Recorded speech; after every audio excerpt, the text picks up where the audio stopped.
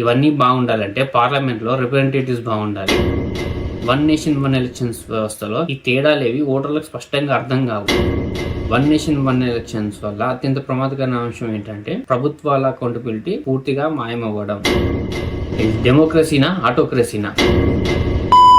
మనకు మంచి policies draft చేయడం, to strengthen our independent constitutional bodies, improve education system, invest in R&D, represent our country on global stage, and foreign policy, defence policy, national highways, rail and road connectivity, banking system, tax system, ఇవన్నీ బాగుండాలంటే parliament లో representatives బాగుండాలి. ఇవన్నీ MPs and cabinet ministers responsibilities. State budget, education, health and end mile connectivity, irrigation and power, ఇవి చూసేవాడు మన MLA. మీ కాలనీలో water supply, drainage, lighting, street roads ఇలాంటివి చూసేవాడు మీ లోకల్ కార్పొరేటర్, సర్పంచ్. ఈ స్థాయిలన్నిటికీ వేరే వేరే రెస్పాన్సిబిలిటీస్ ఉన్నాయి. కానీ వన్ నేషన్ వన్ ఎలక్షన్ వల్ల ఇవన్నీ కలిసిపోతాయి. The mechanisms with in the democracy week అయిపోతాయి. ప్రజలు లోకల్ ఇష్యూస్ బేస్ గా కాకుండా నేషనల్ నారేటివ్స్ వల్ల ఇన్ఫ్లుయెన్స్ అవుతారు. మన కాన్స్టిట్యూషన్ ప్రకారం స్టేట్ అండ్ సెంట్రల్ ప్రభుత్వాలకు వేరు వేరు రెస్పాన్సిబిలిటీస్ ఉన్నాయి. కానీ వన్ నేషన్ వన్ ఎలక్షన్స్ వ్యవస్థలో ఈ తేడాలేవి ఓటర్లకు స్పష్టంగా అర్థం కావు. మీరు ఓటు వేసేటప్పుడు ఎమ్మెల్యే క్యాండిడేట్ చూసి వేస్తారా, లేక మోదీ రాహుల్ గాంధీ ముఖం చూసి వేయాలా? వన్ నేషన్ వన్ ఎలక్షన్స్ అంటే కేవలం ఎన్నికల డేట్స్ మారడం కాదు. ఇది మీ విలేజ్